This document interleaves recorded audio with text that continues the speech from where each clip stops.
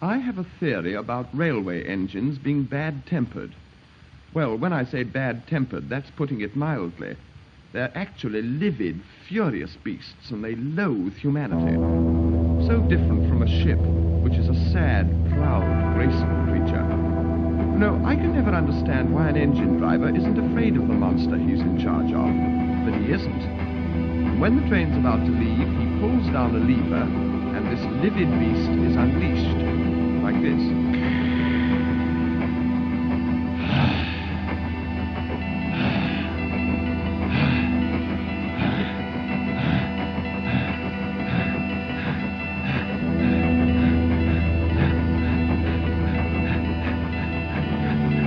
so forth on its journey.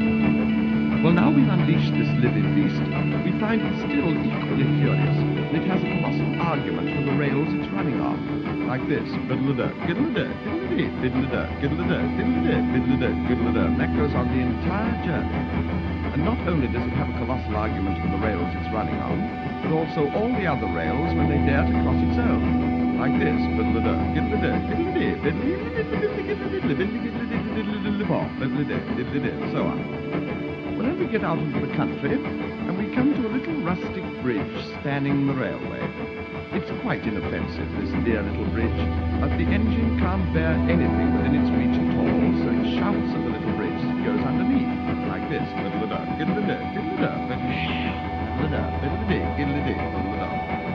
Incidentally, talking about this argument with the rails, this fiddle-a-duh business, I'm not a much-travelled man, but I'm told this goes on all over the world in all the different railways. For instance, in France, exactly the same thing takes place, and the language is different. It's all much the same thing. And speaking of France, the first time I ever went there, I arrived at Calais, and very close to the quayside, I came across my first glimpse of a French engine. I was vastly impressed, because it seemed to me to be 4 times as big and 8 times as livid as any engine I'd ever seen before. To begin with, it had 8 of everything, cow catchers and bells, and everything but the kitchen stove hanging all over it, added to which it had a very bad-tempered word written across the front. It just said, "No," which I know is horrid to start with. And it was a great pleasure to find that I was allowed to do something in France that I'm not allowed to do in my own country, namely that I could walk across the line to get to the platform on the other side instead of going over by that maddening bridge. So I picked up my little bag and walked in front of this monster, cowering away from it.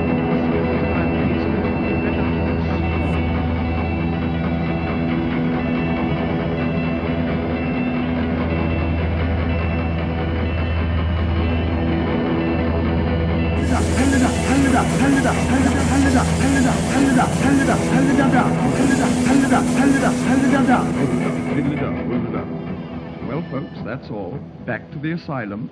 Goodbye.